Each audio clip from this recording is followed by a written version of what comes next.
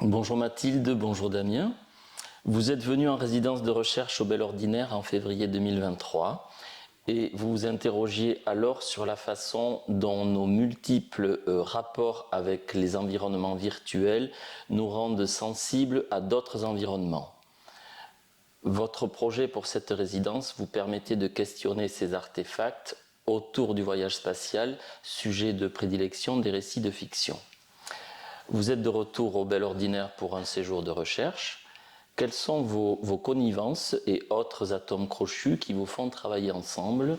Quels sont vos intérêts communs?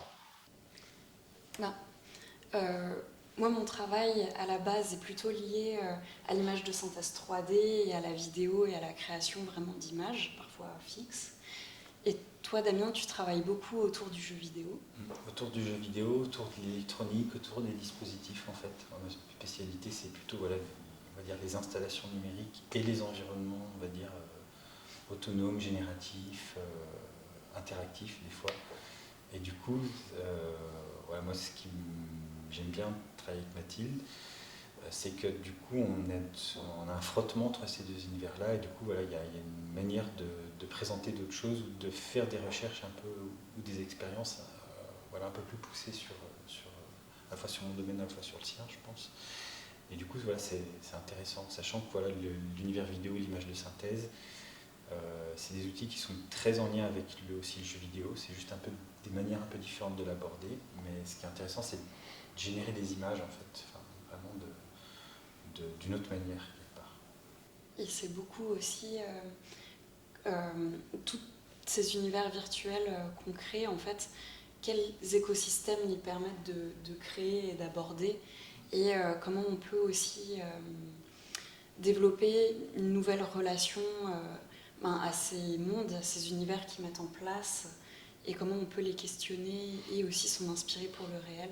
Et c'est beaucoup ces échanges qui s'opèrent. Votre installation numérique, qui se nomme Ce qu'il reste à la nuit, a été présentée au Frénois, le Studio national des arts contemporains de Tourcoing. C'est un écosystème dans lequel plusieurs éléments dialoguent ensemble pour créer une fiction qui remet en cause une approche coloniale et expansionniste de la conquête spatiale, ainsi que l'imaginaire de science-fiction qui y est habituellement associé. Pour ce séjour de recherche actuel au Bel Ordinaire, votre intention est de poursuivre le développement de Ce qu'il reste à la nuit, cette installation numérique. Pouvez-vous nous présenter ce projet et son évolution actuelle? Du coup, l'installation fonctionne un peu comme une sorte d'écosystème qui fait dialoguer trois modules.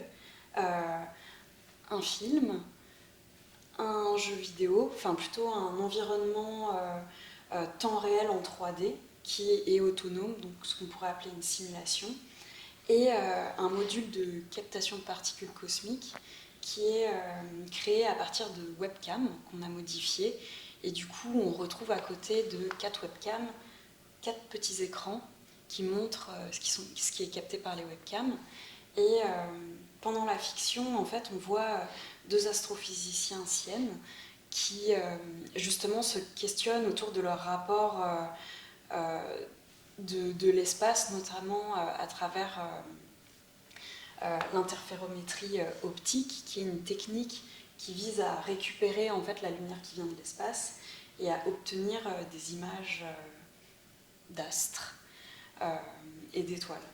Et du coup, pendant tout le long en fait, de la fiction, elle s'interroge sur la mémoire de ces lieux qu'en fait, elles n'ont jamais vraiment visités et qui en même temps les habitent. Et elle questionne aussi la fascination qui se construit autour de ces lieux-là. Et petit à petit, en fait, elles se mettent à percevoir les particules cosmiques et elles réinterrogent une autre approche de l'espace, une autre approche de cet imaginaire spatial, mais à travers la Terre. Et du coup, durant cette fiction-là, on a, du coup, voilà, Mathilde l'a bien dit, on a bien les trois parties, une partie fiction et à côté une partie jeu vidéo. En fait, ces deux parties, jeux vidéo et fiction, c'est le même programme voilà, qu'on peut voir derrière, en fait, qui est là en mode un peu autonome. En fait, ce programme-là, la fiction va, on va dire, dans sa temporalité, un peu comme donner des ordres à l'écran d'à côté, qui est un jeu vidéo.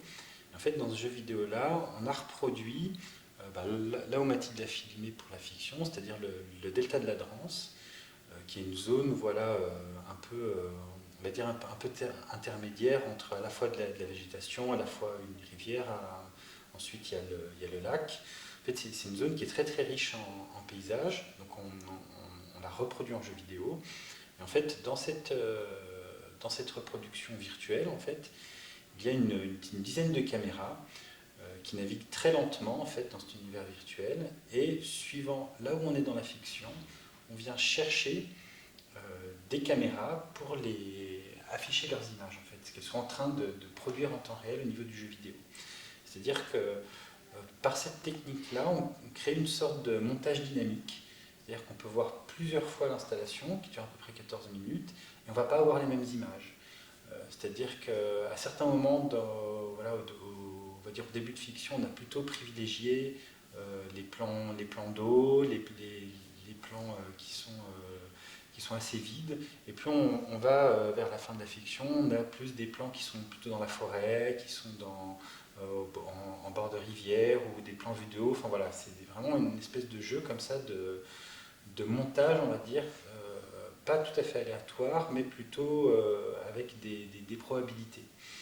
Et dans ce jeu vidéo-là aussi, il y a une autre partie qui influait, enfin, qui a une influence, on va dire, c'est ces 4 capteurs de particules, en fait, qui, si on n'a pas, mais qui sont en installation, en fait, c'est des capteurs de particules cosmiques. Du coup, voilà, ces capteurs, en fait, on est parti d'un article scientifique italien qui permet qui donne une méthodologie pour capturer ces particules cosmiques. Donc en fait, la méthodologie, elle est assez simple. Il faut obturer la webcam avec du papier d'aluminium, ça c'est la première étape, et ensuite faire un programme qui va analyser toutes les images capturées par la webcam. Alors c'est des images noires, et de temps en temps on a un point blanc en fait, qui est on va dire la trace de la particule cosmique qui a traversé le capteur. Et en fait, toutes ces images sont analysées un peu comme si on faisait une photographie de pose longue. C'est-à-dire qu'on va accumuler dans notre programme toutes ces images-là pour avoir un calque par jour, et ensuite les calques qui est 7 calques sur les 7 jours de la semaine, et ce qui va nous donner des images comme ça sur les petits écrans de constellations qui sont en fait voilà, le témoignage, la trace de toutes les particules qui ont traversé le capteur. En sachant que les capteurs, voilà, ils font la taille, enfin la moitié de la taille d'un ongle en fait, donc c'est vraiment très très petit. Et sur ce capteur-là, en fait, on a 3-4 particules par heure, ce qui nous donne à peu près, donc voilà, pour l'avoir quantifié, entre 3000 et 4500 particules par semaine, en fait. Donc ça, c'est vraiment la quantification. Et une fois qu'on a cette quantification-là, cette quantification est envoyée au jeu vidéo. Donc en temps réel, on envoie voilà, en jeu vidéo la masse de particules qu'on a. Et de temps en temps, dans le scénario, alors je ne vais pas tout vous dévoiler, mais on affiche toutes ces particules dans le paysage. Et du coup, on voit, on va dire, dans la partie jeu vidéo, la trace des particules qu'on a captées au milieu de l'installation. Et du coup, ce qui nous intéressait, c'est que en fait, l'environnement temps réel soit une sorte de zone transitoire entre la fiction et la réalité, où justement, en fait, on peut percevoir les particules qui sont vraiment autour de nous, captées dans l'exposition en temps réel sur le jeu vidéo, et que toute la simulation reprend les paysages dans lesquels les deux astrophysiciennes naviguent, et qu'il y a un peu cette espèce de porosité entre la fiction et le réel qui se joue un peu dans cet intermédiaire-là.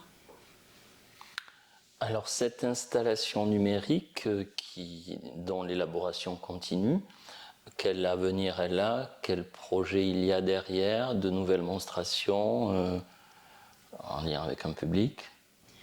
Alors oui, il va y avoir une prochaine monstration qui sera à Grenoble pour la Biennale Experimenta.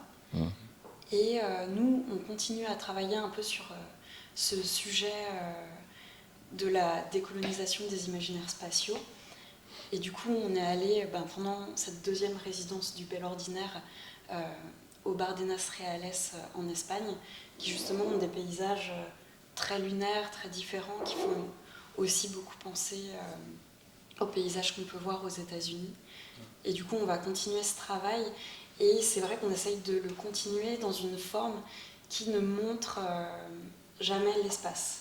Parce que c'est un peu le questionnement qu'on avait eu aussi de finalement peut-être qu'il faut essayer de trouver d'autres fictions qui parlent de cet imaginaire sans montrer déjà en fait une colonisation spatiale. Et il y a pas mal de théoriciennes en fait qui en parlent beaucoup de comment essayer de détourner cet imaginaire-là.